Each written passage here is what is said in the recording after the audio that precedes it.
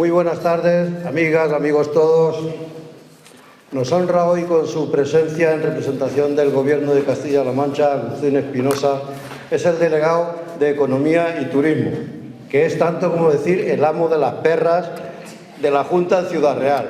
Tratadlo muy bien y además se lo merece, Así es que, querido delegado, muchísimas gracias por estar aquí con nosotros, por honrarnos con tu presencia y, por favor, me gustaría que te acercaras hasta aquí y nos dijeras unas palabras.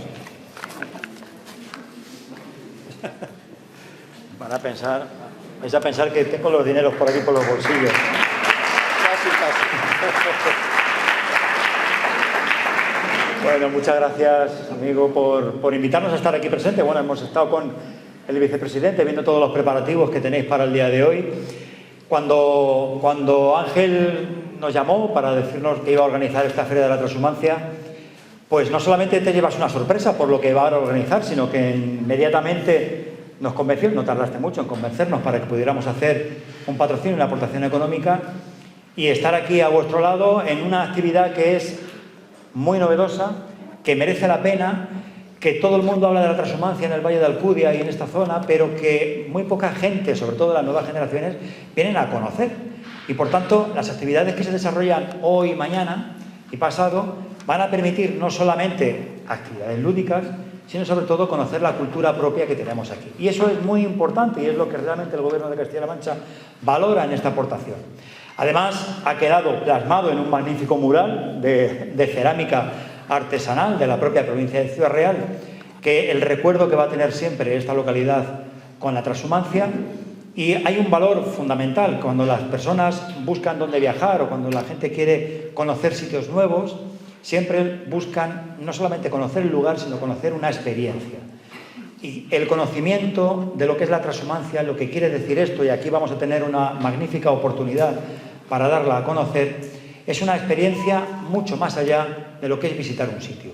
Y eso es lo que realmente estamos valorando desde el Gobierno y por eso el apoyo que le hemos dado a esta festividad, vamos a llamarle festividad, a esta actividad que organizáis en este pueblo. Y además, estáis aquí prácticamente todos los del municipio, más la gente que hayáis venido de fuera y por tanto el ambiente es magnífico. Estoy seguro que vais a disfrutar mucho. Nosotros estamos encantados de poder estar a vuestro lado y esperemos que tengáis una experiencia y unas jornadas geniales. Seguiremos juntos para las próximas ediciones que podéis desarrollar. Muchísimas gracias.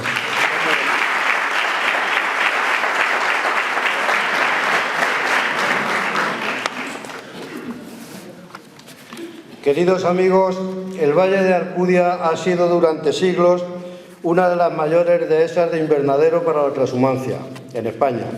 La amplísima superficie de pastos de esta comarca ha configurado un tipo de sociedad estrictamente agropecuaria en la que el aprovechamiento ganadero constituye la base de su actividad socioeconómica. En Alamillo queremos poner en valor todas aquellas tradiciones que tanto significaron a lo largo de los siglos. Recordemos que la transhumancia comenzó a practicarse en el siglo XIII, concretamente en el año 1273. Actualmente esta actividad está reconocida por la UNESCO como manifestación representativa del patrimonio cultural inmaterial.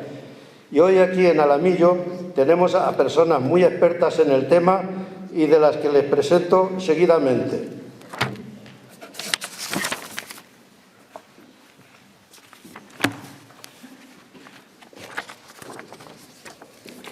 Empiezo por Gustavo Catalán. ¿Dónde está Gustavo? Que no lo veo. Gustavo.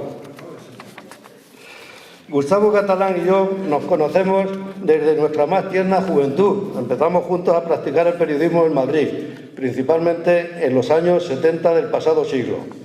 Fundamos una agencia de prensa internacional con Juana Viarnés, Manolo Molet, Juan Santiso, Gustavo y yo. Unos años más tarde, Gustavo pasó a formar parte de del recién creado Diario 16 y después del diario El Mundo, en el que ha permanecido como redactor jefe de la sección de Naturaleza hasta su jubilación. A pesar de que nuestros caminos profesionales se separaron en un momento dado, nuestra amistad siempre permaneció y permanecerá, pues un buen día lo invité desde la universidad a dar una charla y aquí conoció a una íntima amiga mía, María Rubio, que nos honra también y que se casó con ella. Con lo cual, Gustavo Catalá y María Rubio son también del Amillo, ya desde ahora. Gustavo nos hablará de la Mesta, la primera red de carreteras del siglo XIII.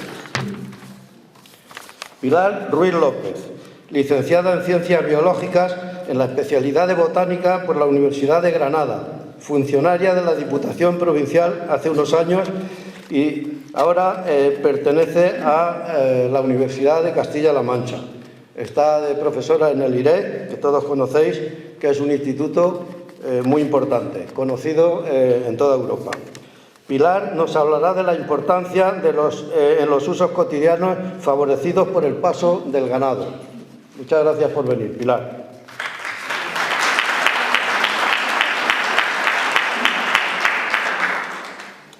Carmelo García Romero, de la Sociedad Española de Agricultura Ecológica, SEAE, Toledo, Ciudad Real, veterinario titular de Almodóvar del Campo, veterinario del Cuerpo Nacional, veterinario del Ministerio y la Consejería de Agricultura, investigador, profesor de máster y divulgador de la ganadería ecológica, doctor en veterinaria y académico experto. Nos hablará de la transhumancia en la ganadería y en la agricultura ecológica.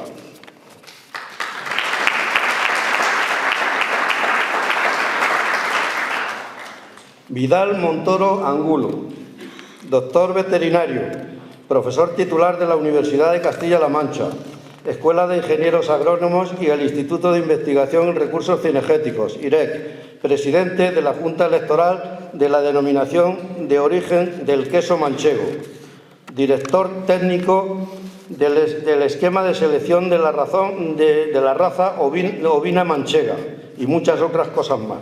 Nos hablará de reivindicación y nuevas oportunidades de futuro.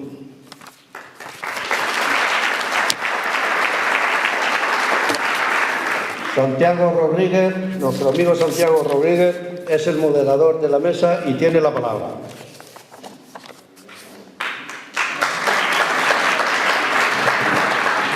Nos hemos criado entre los sones de cencerras de las ovejas merinas que llegaban todos los otoños a nuestro hermoso Valle de Alcudia desde las lejanas sierras de Guadarrama, en la provincia de Segovia, Cameros, en La Rioja, y el puerto de Moncada, en la provincia de Soria. Rebaños conducidos por los serranos, acompañados de sus pastores de esta tierra nuestra. Hombres sufridos, parte del mismo campo, capaces de estar la mitad del año lejos de sus familias.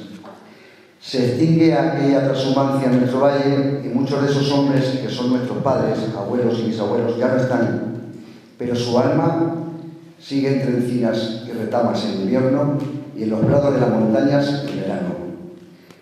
Tiene la palabra Gustavo.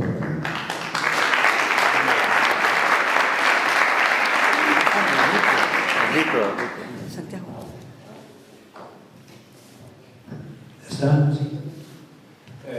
Buenas tardes, vecinos del Amillo. No conozco nada más que unos poquitos, pero bueno, pues es muy grato estar aquí con vosotros en este magnífico salón. Bien, pues aquí estoy para hablar un poco de la Mesta, que es una institución que nació ni más ni menos que hace 8 siglos y que la fundó Alfonso X el Sabio, pues para empezar a organizar esto de los pastores, las ovejas y de lo que en un momento determinado España fue un poco líder. Vale. De lo que España fue un poco líder, ¿no? Porque la lana merina y la lana de las merinas y tal era muy cotizada en Europa y se exportaba pues muchísimo.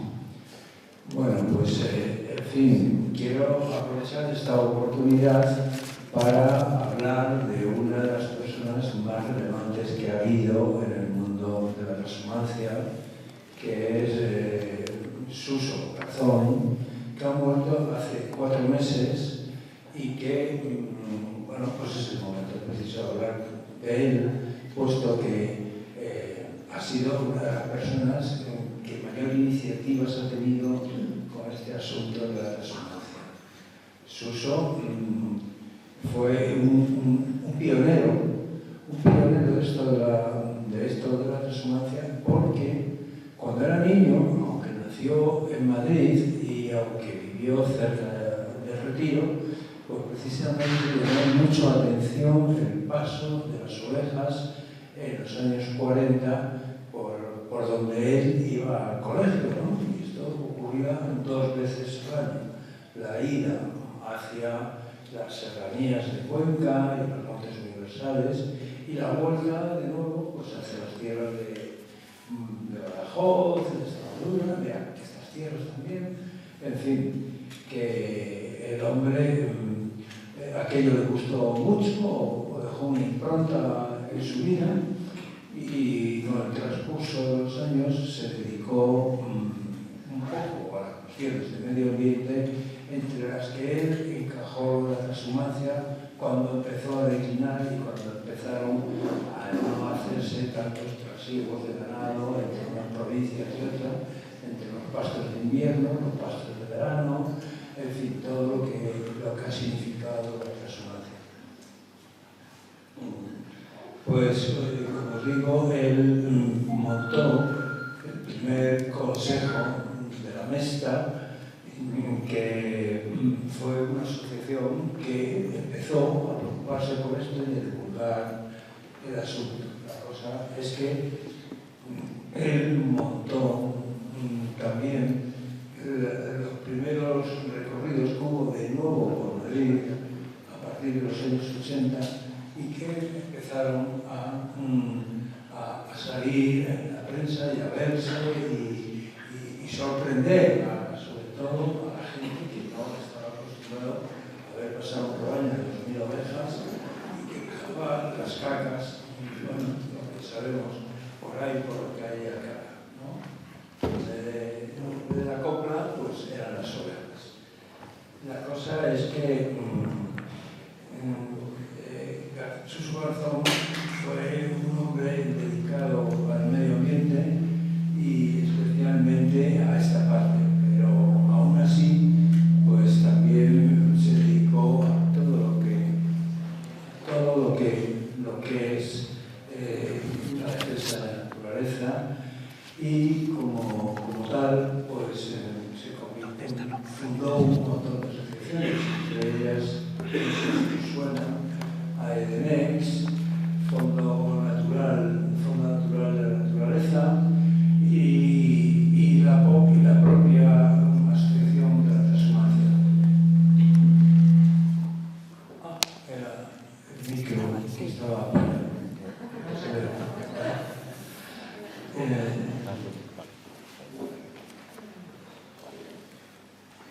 bueno, Suso contó en repetidas ocasiones pues lo que eran las vías estuarias, las veredas, las cañadas y bueno, divulgó que estos caminos naturales bueno, pues eran importantísimos y que significaban una gran red, no de carreteras, pero sí de carreteras en el siglo XII, XIII, XIV y en adelante hasta que el coche acabó un poco con ellas, ¿no? El coche y la invasión de estos caminos por parte de los particulares que empezaron a cerrar veredas, a cerrar caminos, a cerrar estas vías que suman ni más ni menos que 125.000 kilómetros. Es una red de carreteras auténtica, aunque natural y sin asfalto. Él ha dejado un gran testimonio sobre lo que ha significado esto, porque las ovejas, pues, además de proporcionarnos carne y lana y todas estas cosas, facilitan muchísimo la biodiversidad. Por ejemplo, algo que no se comenta mucho sobre las ovejas es que van repartiendo semillas allí por donde pasan, porque lo mismo que las semillas se les pegan en la lana, pues luego las van soltando a lo largo de esos cientos de kilómetros que recorren, ¿no? Lo cual pues, es algo que tiene mucha importancia para los pastos, que además los pastos son unos buenos o uno de los mejores absorbedores de dióxido de carbono.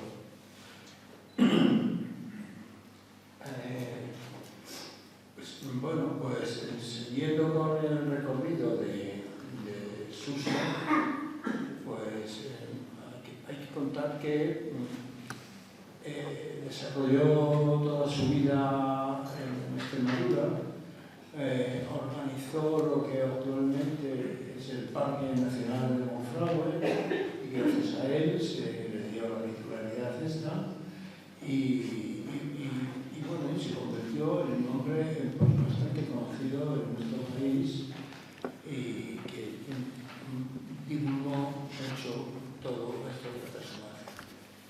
En fin,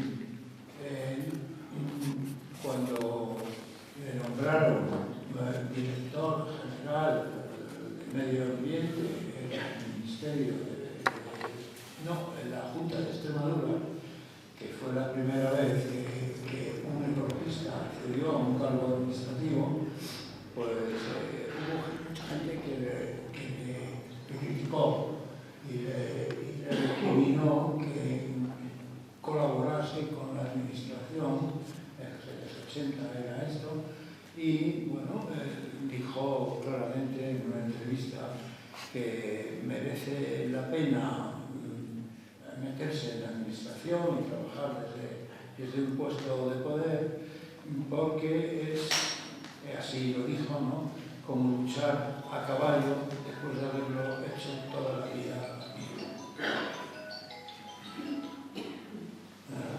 No es un teléfono por ahí.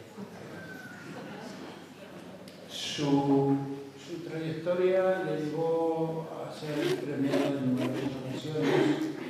Tuvo, por ejemplo, el premio a la biodiversidad que concede el Banco Bilbao Vizcaya, que es el mejor dotado económicamente de los que se dan en nuestro país.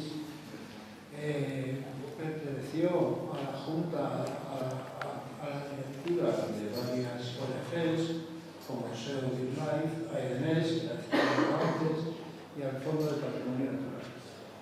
Y bueno, lo peor del asunto es que el año pasado se puso malito, ya tenía 77 años y en diciembre murió. Pero unos días antes, 20 días antes, pues la UNESCO declaró patrimonio inmaterial de la humanidad la transhumancia, que pues es otro reconocimiento más que tiene y que bueno, pues dio valor o más valor aún a lo que vosotros sois protagonistas en este pueblo, ¿no? Y a lo que dedicáis la jornada de mañana, que tiene una buena agenda. Estoy deseando verla, ¿no? Ver las historias que se hacen con la lana, la esquila, las ovejas y bueno, los chozos, en fin, todo esto lo podéis enseñar. Y es una gran iniciativa por parte de alcalde, de aquí, doblemente alcalde, ¿no? Es una buena iniciativa que la primera feria de la transhumancia tenga lugar en el mes. Nada más, muchas gracias por la vida. Muchas gracias, Gustavo. Bueno, a continuación va a intervenir Pilar Ruiz, que es licenciada en Ciencias Biológicas y nos va a hablar sobre la importancia en los usos cotidianos favorecidos por el paso de ganado.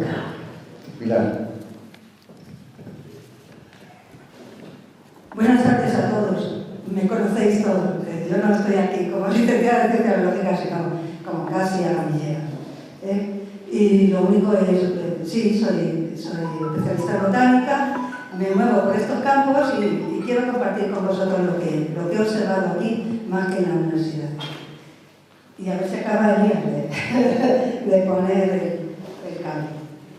Como ha dicho Gustavo, la importancia de las vías pecuarias, aparte de su gran extensión, son 125.000 kilómetros de longitud que llevan a casi 430.000 hectáreas ocupadas, es lo que representa un 1% de la superficie de la península ibérica. No solo lo deja su extensión, sino que evidentemente el pastoreo se desarrollaba por aquellas zonas de mejores pastos, de mejores bosques, próximas a riachuelos, zonas de abrevadero y, por supuesto, era una comunicación de poblaciones.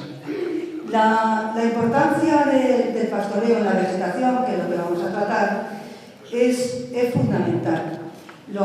Si solamente con salir de aquí, las zonas pastoreadas tienen un pasto con una biodiversidad tremenda, es decir, son muchas especies las que forman parte de cada metro cuadrado que pudiéramos estudiar de terreno, y además son pastos cortos, se ve como casi un jardín de flores.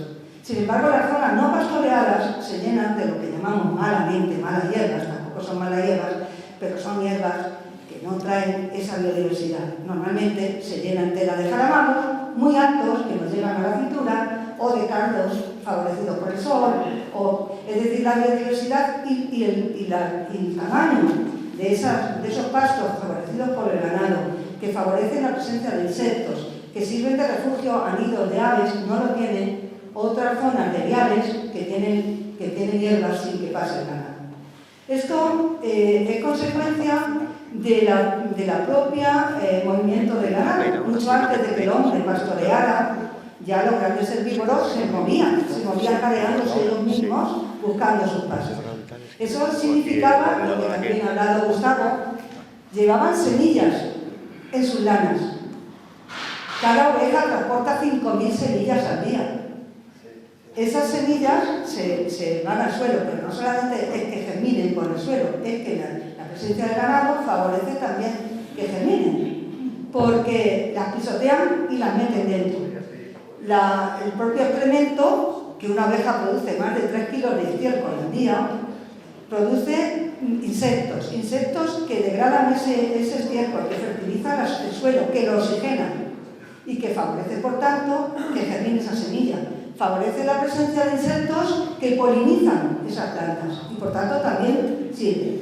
Al final, ¿qué tenemos con una oveja? Tenemos una semilladora, una sembradora con el pisoteo, una abonadora con los excrementos y una desbrozadora, porque cuando se pone a comer no hay nada mejor que una oveja o una cabra, cualquier herbívoro, antes que la desbrozadora que quiere de manera acabar con la hierba del olivar, con una desbrozadora de 15 centímetros de ancho.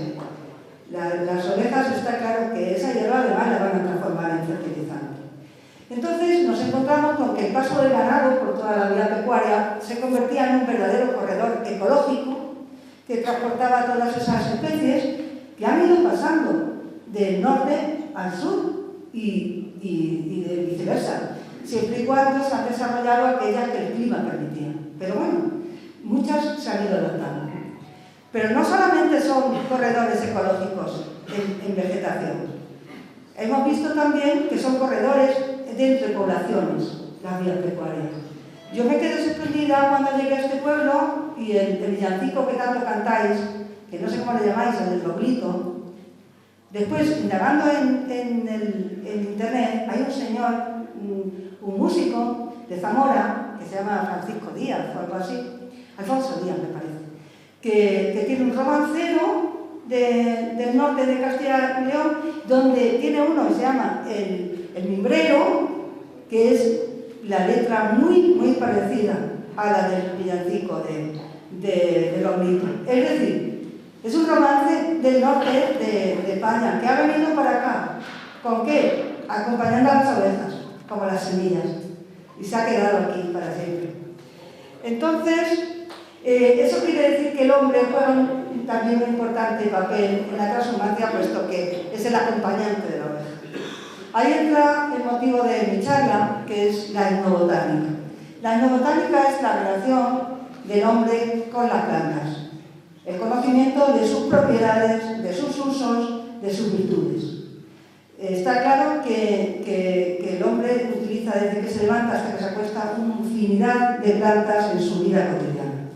De tal forma que la Ley 42/2007 del Patrimonio Natural y la Biodiversidad valora muchísimo la etnobotánica, diciendo que la etnobotánica recoge los conocimientos tradicionales relevantes para la conservación y el uso sostenible de la biodiversidad y que se deberán preservar, mantenerse e inventariarse, y que estos inventarios formarán parte de un inventario nacional que llevará todos los datos relativos a un patrimonio natural y biodiversidad. No solamente lo que son los catálogos de especies, sino sus usos. Entonces ahora vamos a pasar a hacer una breve exposición de esas especies más comunes que podemos ver por nuestros campos. Porque si tuviéramos que hablar de todo lo que el hombre utiliza vegetal en su vida, nos tiraríamos pues, un curso completo de un máster de 600 horas o algo así. Es imposible. Tenemos aquí delante los chozos. No voy a hablar de construcciones, pero un chozo utiliza ramaje según las zonas de freno o de sauce, en las cubiertas según las zonas tenea, paja de centeno. Si te vas a las encinas, la corteza de encina se utiliza como astringente para curtir pieles, no digamos de la corteza del alcornoque, el corcho.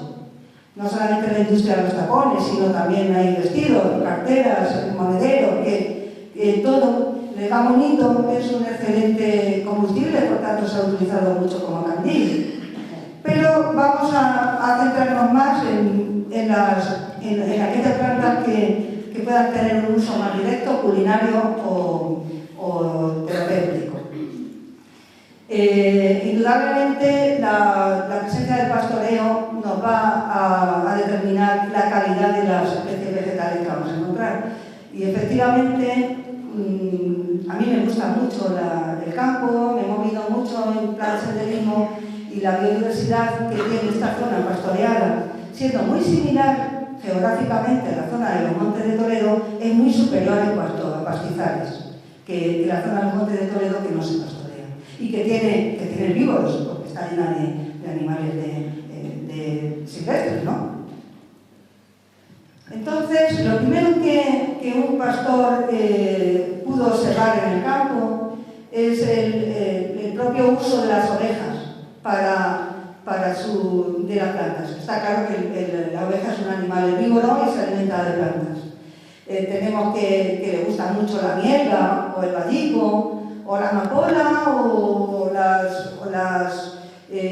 avena loca, pero también tiene otras plantas que el pastor conoce y sobre todo la oveja que le puede resultar tóxicas, como son los garbanzuelos o el alcamuces azul tan bonito, pero que son muy tóxicas para el ganado. El pastor sabe esas plantas, evita el paso por las zonas de las plantas tóxicas y aprende qué plantas puede usar un poco como si fuera un veterinario natural, ¿no? El enebro, por ejemplo, que tenemos aquí, que en esta zona es el falso enebro, se utiliza mucho como desinfectante. De hecho, se utiliza también en la medicina natural. Tenemos la dedalera, la digitalis, que es una planta que en consumo masivo casi de brujería y produce como alucinaciones y sin embargo es un gran desinfectante. El torbisco, que corta las diarreas en el ganado. El gordolobo, que es un cicatrizante. La retama también se utiliza como cicatrizante, también es astringente. La ruda se ha utilizado mucho en la desinfección de las ubres, de las ovejas. La jara pringosa, tan abundante en nuestros campos, pues esto tenía un uso muy curioso por el pastoreo, y es que sirve para ahijar corderos. El lágano que tienen las hojas, esa parte pringosa de la hoja, es un un excelente retenedor de aromas. Entonces, cuando una oveja malparía, perdía a la cría,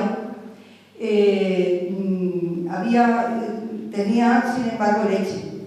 Otras ovejas que eran rechazadas por la madre o porque parían dos, se le quería ahijar a esa que había perdido el cordero, entonces se pasaba por la vulva de la oveja un manojo de tallos tiernos de la jara pringosa, cogía el olor de la madre, se lo pasaba por la lana al cordero, lo reconocía como que lo hubiera parido ella y lo admitía mamando. Entonces eso se ha utilizado bastante. En el hombre también, no solamente los pastores, sino todo el personal rural ha aprendido mucho de los usos medicinales de las plantas. Es decir, del uso de la manzanilla, las metas o los tomillos como calmantes digestivos. La manzanilla también se utiliza mucho en las infecciones oculares. El ombligo de Venus, que es un diurético que sale entre las rocas, o la malva, que es un laxante. El hipérico, la hierba de San Juan, es un excelente cicatrizante. Y también el alfilerillo de pastor, que abunda mucho en los pastizales estos. Ya arbustos, como el torbisco, que calma el dolor de dientes masticándolo, aunque en situaciones un poco más de cantidad es bastante tóxico, pero mordiendo las hojas pues calma el dolor de muelas. Y el lentisco, que aquí le llamáis charneca, daría lo mismo decir la cañada de los lenticales que de los charnecales. Son nombres comunes, por eso veis que al lado de cada nombre aparece un latinajo, que es como los botánicos a nivel mundial llamamos a las plantas para no confundirlos con los nombres. Mi madre, que apenas hizo una escuela, era gran conocedora de plantas, era de aquí, de Tamurejo, de la zona de Badajoz, pero está lindando Agudo, y discutía conmigo, cuando yo me puse a estudiar en Granada, volvía encima con nombres andaluces de las plantas, discutía conmigo todos los nombres. Se murió sin admitir que la mejorana se llamaba mejorana, para ella era un tomillo igual que todos y ya está. Pues el lentisco es la charneca, que conocemos aquí. Pues el lentisco también se utilizó como blanqueante de dientes y masticándolo quitaba el mal aliento, de tal forma que se sigue utilizando. Muchísimos de los dentríficos que nosotros usamos actualmente y colutorios llevan lentisco en su composición. Y los empastes dentales también, porque evita las inflamaciones de encías, el sangrado y las infecciones. Luego, ¿qué vamos a decir de las especies comestibles? Si yo cada vez que vengo al Aguillo me paso el día recorriendo caminos para coger todas las matas que me salen. La chicoria. La chicoria ciudadana, lo único que conocen de la chicoria es que en la época de la guerra se tomaba en sustituto del café, pero jamás la han probado en una ensalada y es algo delicioso.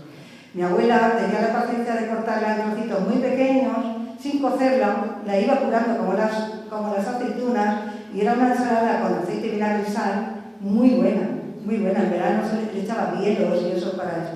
La verdolaga, que a mí no me ha gustado nunca, pero mi madre sí la usaba mucho.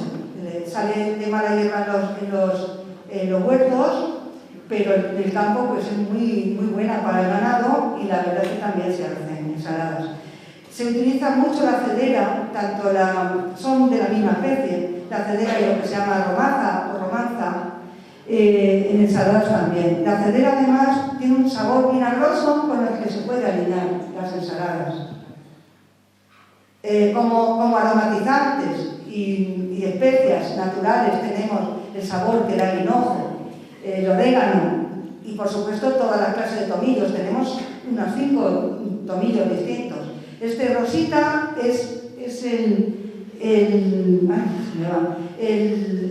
tomillo, el Pinus Cici, que es el aceitunero. El del centro es la mejorana, que es el Pinus mastichina, pero que en realidad tiene más usos medicinales que aromáticos, y el de la derecha es el Pinus silvestris, que es el salseo. Pero que todos ellos tienen más o menos los mismos Si no fuera por las diferencias de flor, el olor y el sabor es muy similar. Y por supuesto los cardillos.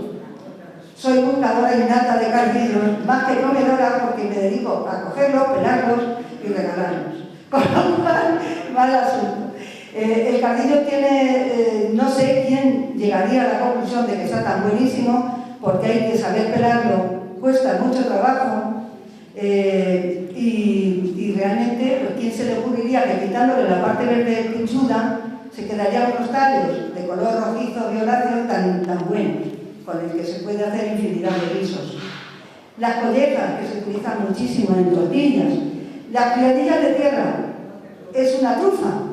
Otra discusión tremenda con mi madre. Se murió diciendo que era una patata, que pertenecía a esa planta, que es la planta de la criadilla, y no tiene nada que ver, vamos, tiene que ver con la planta de que nace debajo de la planta porque parasita sus raíces, pero no son tubérculos de la planta, es una trufa de inferior calidad que la trufa blanca de Castilla, pero una trufa al fin y al cabo. Y hay verdaderos expertos en cogerla. Yo no he conseguido jamás saber dónde hay una criadilla. Pero sí las he comido, están muy buenas. Claro. Se utilizan con las patatas, en tortilla, en guiso. Y por supuesto los afamados espárragos. El espárrago quizás la estrella de la planta silvestre, por lo menos en lo que es la cocina de selección, ¿no? El espárrago triguero.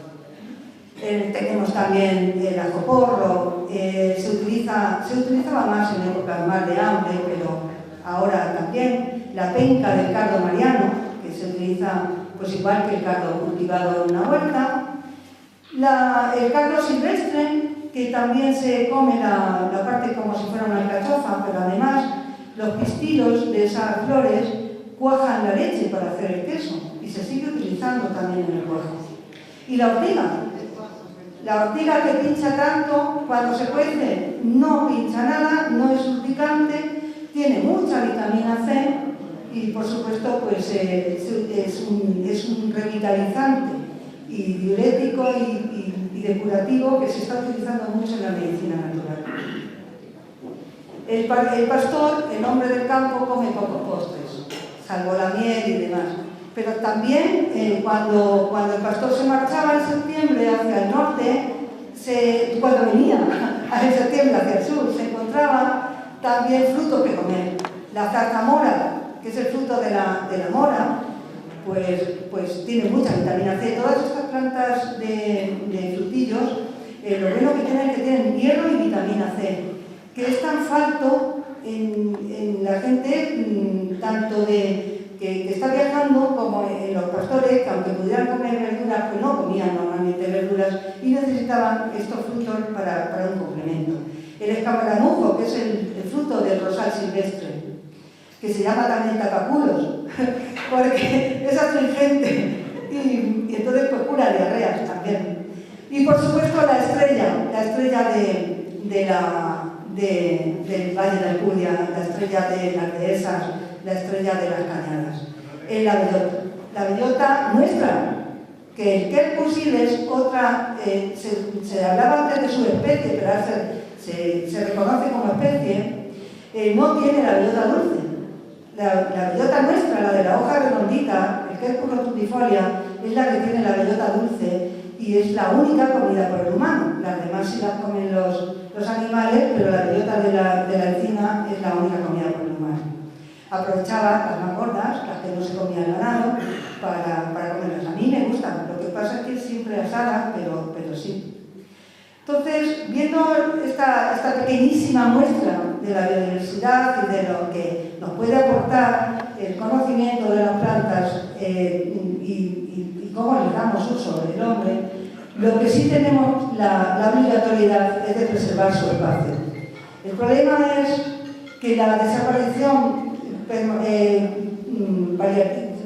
para adelante de la transhumancia, porque cada vez pues queda menos y se prevé que casi su desaparición, trae consigo la permanencia en el campo del ganado durante todo el año.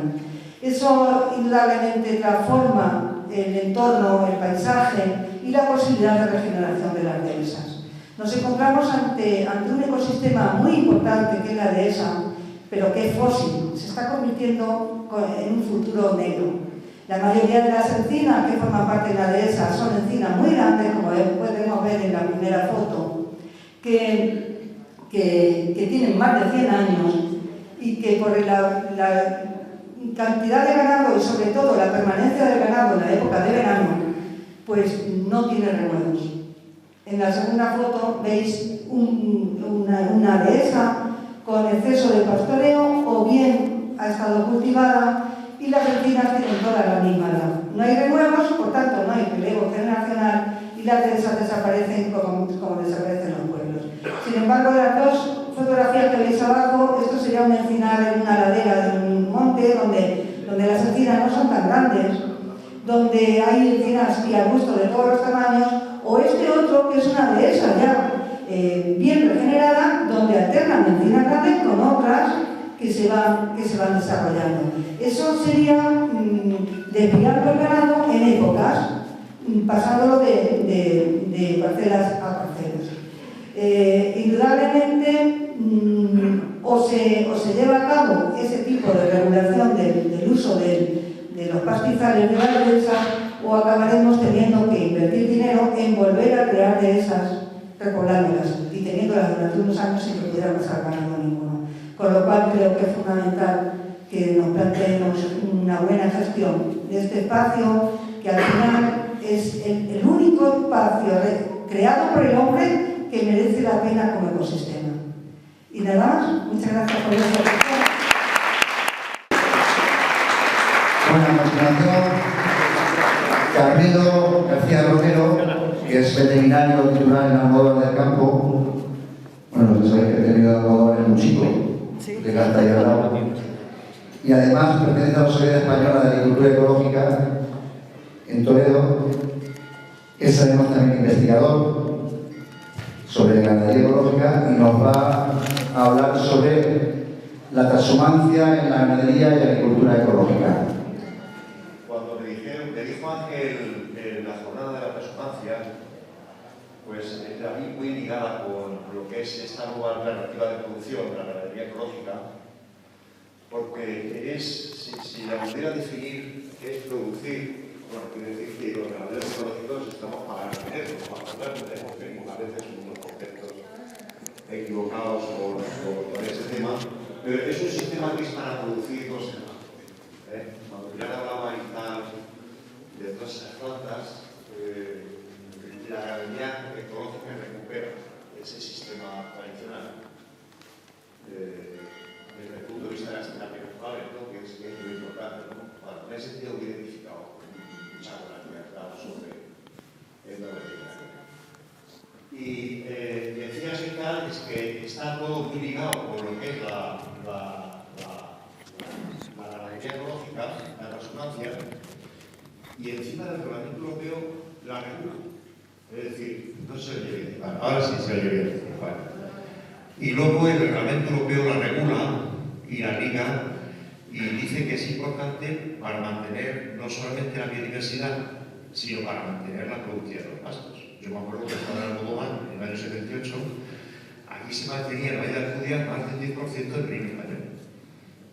Y prácticamente el 80% de la cabaña salía en verano, por cubiertas pecuarias, a zona completamente de pastos. Eso tiene una gran ventaja, es que los pastos de Alcudia se recuperaban desde el punto de vista de su valor nutritivo.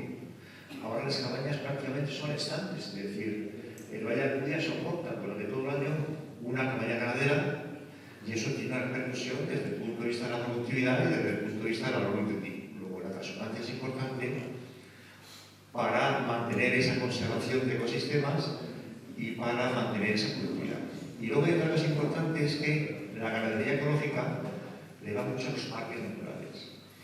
Y estamos en un parque natural, que lo sepa, el Valle de Alcudia y Sierra Madrona, y es una obligación por parte de todos de fomentar y promover la conservación del mismo, ¿no? Y con la ganadería ecológica se promueve eso.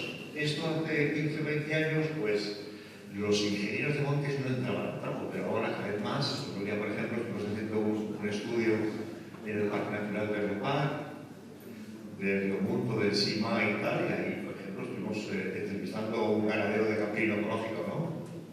En el con las ventajas ambientales que tiene. No sé si se ve regular, a lo mejor apagar un poco las estas. Bueno, es para decirles que la ganadería ecológica es un modelo de producción ligado siempre a la tierra, y en donde la base de la alimentación es el pastoreo, que está muy ligado con todo lo que se ha dicho en ese sentido. Y tiene, tiene muchos objetivos, lo que es la ganadería ecológica. Una cosa que hace la ganadería ecológica es, si puede ser, utilizar razas autóctonas o sus cruces. Es decir, que en el fondo la ganadería ecológica tiende a conservar lo nuestro, ¿no? Las razas autóctonas, ¿no? Eso no quiere decir que no se pueda utilizar, cuidado, otro tipo de razas, ¿no? Que necesito las hay. Y dentro de todos los objetivos que tiene esa ganadería, que ya lo dije, es conservar el entorno y favorecer completamente esa biodiversidad. Y esa conservación del entorno, ahí es fundamental lo que es la transhumancia, que la tenemos regulada por el reglamento. Bueno, decirles que la ganadería ecológica es una actividad seria. Como decía un reglamento europeo, ya es el cuarto, por el cual se rige la ganadería ecológica, y es interesante porque hay muchas ayudas europeas destinadas a la ganadería ecológica. Y yo creo que en el campo todo lo que sea dinero nos viene bien. Y en estos sistemas, por la experiencia que tengo, pues el que hace ganadería extensiva está muy próximo a la ganadería ecológica. Diferentes a esos sistemas en donde el ganado está mucho en las instalaciones. Ahí la conversión es más difícil, ¿no? Pero un ganadero extensivo realmente prácticamente está haciendo ganadería ecológica con algunos ajustes en este tema. Y ello tiene una gestión diferencial en relación con lo que es la ganadería convencional, y una gestión diferencial son dos cosas que lo vamos a ver. Es que no solamente conserva el territorio, sino que utiliza un manejo sanitario más respetuoso con el territorio. Ahí fuera les dejo unos folletos de un proyecto que se está haciendo, estamos haciendo con el Ministerio, con un equipo que está. Es cómo influyen los tratamientos antiparasitarios que yo doy en la biodiversidad de un parque.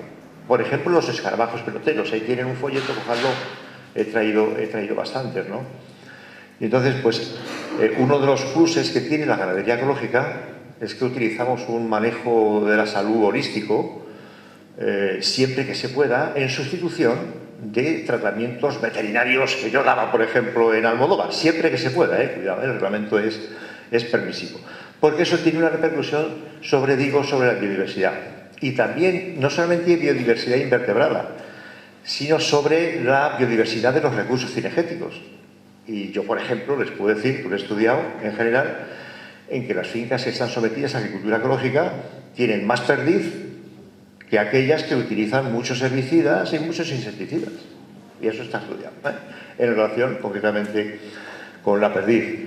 Y también podríamos hablar, por ejemplo, de la liebre, ¿no? Las Vegas, por ejemplo, de Toledo, ¿no? En este sentido. Es decir, que tiene muchas bondades lo que es la ganadería ecológica, además de que es una alimentación sana, que no tiene residuos, etcétera, etcétera. Pero aquí nos vamos a centrar en relación con lo que es el medio ambiente. Y en definitiva, en la ganadería ecológica es una gestión que lo tengo aquí para luego ver un poco las bondades y no cansarles mucho, ¿no? Lo importante es que yo es el mensaje en esta zona tan bonita y decirles que, bueno, que no es ningún ogro si alguien quiere hacer ganadería completamente ecológica extensiva en estos parajes, ¿no? En definitiva es una gestión integrada. Perdón, no se oye bien esto.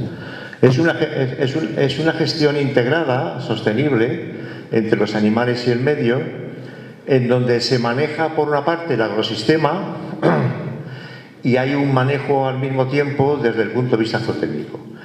Con una característica, es que siempre la alimentación de la ganadería ecológica está basada en el pastoreo. Y el pastoreo, no voy a repetirlo, porque Pilar lo ha dicho muy bien, tiene muchas virtudes y bondades. Y además, antes se ha dicho también, ¿no?, de que las ovejas llevan las semillas, ¿no? Bueno, los estudios acreditan que el ovino mueve muy bien el banco de semillas del suelo. O sea, no porque lo diga yo, sino porque hay estudios que lo acreditan, que es un poco decir, ¿no?, que llevan las semillas que las petrolean, muy bien explicado, por cierto, lo que ha explicado, pero lo cierto es que el ovino, particularmente, reparte lo que son las semillas en el suelo, mueve esas semillas del suelo y luego es un magnífico controlador de la flora arbense, ¿no?, porque controla muy bien, siempre que se ajusten bien, obviamente, las cargas ganaderas en el agrosistema. Bueno, en definitiva, desde el punto de vista de la gestión, pues es un sistema de producción que tiene un bajo impacto medioambiental. No vamos a decir cero bajo impacto, pero tiene, porque son sistemas muy extensificados y donde se utilizan concretamente muy pocas sustancias de síntesis química, ¿no? Hemos visto con los estudios que, porque una de las cuestiones que tiene la ganadería ecológica es que es la calidad diferenciada. Es decir, que si uno está, no sé, por ejemplo, uno está en una denominación de origen que tiene un Rolex y que tiene una marca de calidad y encima es ecológico, pues tiene otra marca de calidad concretamente y eso tiene una calidad diferenciada, ¿no? Es decir, que en definitiva es lo que se va caminando, ¿no? Es decir, tener productos locales, de proximidad, no de fuera, los nuestros, que tengan una alta calidad diferenciada. Y para eso las razas autóctonas a veces no nos dan mucha calidad. La cantidad me refiero, pero la calidad sí se paga. Y son importantes, entre otras cosas, porque tienen una gran resistencia, por ejemplo, a las patologías. Y esto hace llevar mucho mejor lo que son los planes de salud y planes de bienestar. Bueno, aquí, no sé, una raza típica del valle, que es la Garenda en blanco y negro y en colorado, y luego el famoso merino nuestro, ¿no?, y sus cruces, además de otras razas que están cambiando, por cierto, por aquí. ¿Ahora? Bien. Esta es una diapositiva para decirles que hay una gestión diferencial desde el punto de vista de la salud. Entonces, en ganadería extensiva ecológica, la salud se controla con un buen manejo del pastoreo. Oiga, el pastoreo hay que saber manejarlo. Una buena adecuación de las cargas ganaderas, porque en los estudios que hay, ¿no?, y que hemos hecho, hay una relación directa entre los niveles de infección y niveles, por ejemplo, de parasitosis, que son los mayores riesgos que tiene la ganadería aquí en Alcudia. Son las parasitosis. Y luego en apoyo, que yo no voy a repetir lo que ha dicho Pilar. Es decir, apoyo, si hiciera falta, apoyo de las terapias naturales, ¿no? Y, por ejemplo, el enebro, pues es un gran desinfectante, por ejemplo, para quitar bicheras. Es decir, que va fenomenal, ¿no? U otros, por ejemplo, la ruda es un buen antiparasitario, que se utiliza fenomenal en ese sentido. Yo siempre digo, y esa es una cultura que se ha perdido y que la ganadería viene a recuperar esa cultura tradicional, pero oiga, hacer ganadería ecológica no es hacer lo que hacía mi abuelo, ¿eh? Se conserva el sistema tradicional, pero también se proyecta un moderno sistema de producción en donde se incluye la fitoterapia y cosas más avanzadas que se nos escapan, que es la homeopatía también, en ese sentido, pero los quedamos. Yo siempre digo, en los cursos míos de formación, que todos los problemas, todas las soluciones que necesita la ganadería, las tenemos en el territorio, pero si no las conocemos, es decir, que es fundamental empezar a conocer nuestro propio territorio. Y además tengo que decir también, porque luego se me va a olvidar, que ese es un gran atractivo para que el hombre o la mujer, el joven ganadero o ganadera, vuelvan al medio rural. Porque esto no es, hacer ganadería ecológica no es detrás de las ovejas, es decir, se necesita una gestión. Y eso es un atractivo para la gente joven, porque luego todo lo que produces lo vendes en el mercado local, ¿no? Es decir, que es un sistema moderno, ¿no? No es un sistema rutinario de producción. Y todo este manejo de esta ganadería extensiva ecológica, desde el punto de vista sanitario y desde el punto de vista zootécnico, pues tiene unos beneficios, oiga, está claro. Es decir, que por eso se pagan los ganaderos ecológicos. porque realmente el ganadero extensivo ecológico es un gran conservador del territorio. Ya lo es el extensivo en sí, el extensivo ecológico se le exige algo más, ¿no? Un esfuerzo más en ese sentido. Y uno de los beneficios que tiene es que ese pastoreo ecológico, con un ajuste de carnes ganaderas, claro, pero puedo meter en Alcudia 15 ovejas por hectárea, porque seguramente me estoy cargando el agrosistema, ¿no? En función de los sitios. Pues se ha visto que se cierran mucho mejor todos los ciclos del carbono, del nitrógeno, de flujos de energía. Hay una mejor capacidad de retención de agua. Es decir, hemos visto, por ejemplo, que cuando no llueve, bueno, este año ha llovido mucho, pero cuando no llueve, los suelos, por ejemplo, sometidos a un manejo ecológico, tienen una mayor resiliencia desde el punto de vista no solamente de los pastos, sino de la agricultura ecológica, de una cebada ecológica, de una avena ecológica, etcétera, etcétera. Yo siempre digo que es un modelo ecológico, es una mejor elección para conservar un territorio, y que no en un parque natural, es que estamos en un parque natural, en ese sentido. Y es una solución buena desde el punto de vista del Valle de Alcudia. No quiere decir que todos sean ecológicos. Sí hay algunos ganaderos ecológicos en el Valle de Alcudia, que yo los conozco, pero que sepan que es una opción, y que es una opción concretamente que se paga, ¿no? Porque de alguna forma el ganadero ecológico está conservando ese territorio. Otro de los grandes beneficios que tiene es que se ha visto, es que, y luego tengo ahí un ejemplo de una dehesa, es que contribuye eficazmente al control de incendios. Es decir, una de las cuestiones que se está haciendo en los parques naturales, por ciertos ayuntamientos, si se les paga, es, por ejemplo, meter ganadería caprina desde el punto de vista del control de incendios para el control de esa biomasa, ¿no? En ese sentido. Y aquí es importante lo que es la transhumancia. O sea, muchos de los problemas de incendios que tenemos es que no hay transhumancia. Yo no sé, pregunté, creo que a Ángel o a mi amiga Anabel, le preguntaba y tal, cuántos transhumantes había. Yo, cuando estaba en Almodóvar en el 78, había muchos transhumantes. Y esa gente se va de aquí y se va allá, ¿no? Y hace un control serio de esa biomasa y, en definitiva, son residuos que se queman, ¿no? En definitiva, no hay ganadería extensiva ni ecológica, el monte está sucio, el monte se quema. Y eso es una cosa que las administraciones tienen que apoyar en ese sentido. Esto, por ejemplo, es una dehesa, que hubo un incendio en una finca ecológica que tenía un sistema adhesado y una zona de monte, y cuando llegó a la dehesa el incendio se paró. Es decir, es un ejemplo de un ecosistema bien gestionado, ¿no? En relación con este aspecto. Luego hay otra cosa que yo he estudiado personalmente, es la relación directa que hay, y además que lo publicó el Ministerio, por cierto, la relación directa que hay cuando uno en su explotación, en su finca, no utiliza biocidas, la relación directa que hay con los recursos cinegéticos. Que diga, nosotros los ganaderos y las ganaderas necesitamos valor añadido en el medio rural, porque hay mucha gente en contra de la caza, pero la caza da dinero en el medio rural y da dinero en las fincas, ¿no? Y ya digo que, en relación concretamente con la perdiz, las fincas que tienen agricultura ecológica, que no utilizan herbicidas ni insecticidas, que están matando el 80% de los alimentos que toma una perdiz, porque ¿cuál es la proteína de un pollito de perdiz en los primeros 21 días? Los insectos, las hormigas. Si yo le quito eso, estoy concretamente fastidiando lo que es el ciclo de la perdiz, ¿no? Luego hay una relación muy directa en relación con esto. En definitiva, cuidamos lo que llamamos, pero de palabras extrañas, cuidamos lo que es la biodiversidad animal invertebrada, escarabajos y tal, y vertebrada del ecosistema, ¿no? Y luego otra cosa que se ha visto es que, es un sistema perfecto para la conservación de vías pecuarias, que siguen vigentes y que al final se van a perder, ¿no?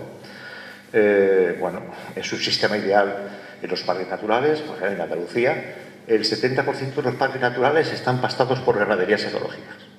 Es que se impone por parte del gobierno regional. Eso sí, se forma el ganadero, ¿eh? Va a hacer usted un curso y tal, si quiere usted utilizar el parque natural. Somos también, por ejemplo, aquí ricos en red natura. No sé si tenemos el 30% de total. Pues ese es un espacio en donde la ganadería ecológica le va muy bien.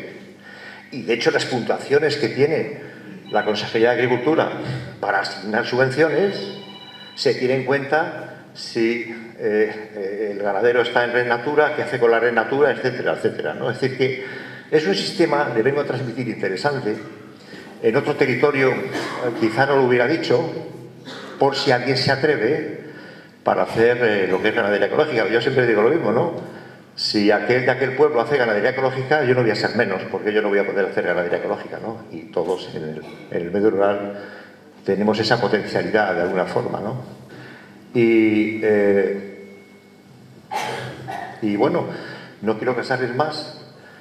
Siempre se ha puesto un epílogo, ¿no? Que la ganadería ecológica, con el pastoreo, la transhumancia y las razas autóctonas, es la mejor alternativa que tiene el Parque Natural del Valle de Alcudia y Sierra Madrona, desde mi punto de vista, claro, para un desarrollo rural sustentable, garantizar la diversidad medioambiental, preservar la cultura agraria, los recursos cinegéticos, que son importantes en nuestra tierra, o los que son cazadores, al final nos quedamos sin perdiz,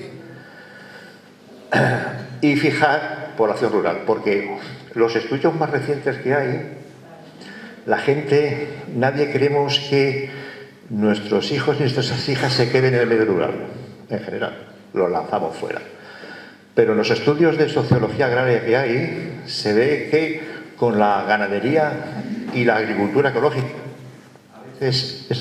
a veces muy ligado con el turismo rural, se atrae a la gente joven al medio rural, porque vive en el medio rural, porque hace producción primaria en el medio rural, porque transforma los alimentos y los vende, es decir, que el valor añadido, ¿no? Si tiene leche, hace queso, si tiene carne, lo vende en productos de proximidad. Y es una vía para aumentar la demografía y en estos momentos que se habla de la despoblación rural, ¿no? Pero hemos de apoyar la ganadería extensiva y ecológica porque si no nuestros pueblos se van a despoblar. Y nada, muchas gracias.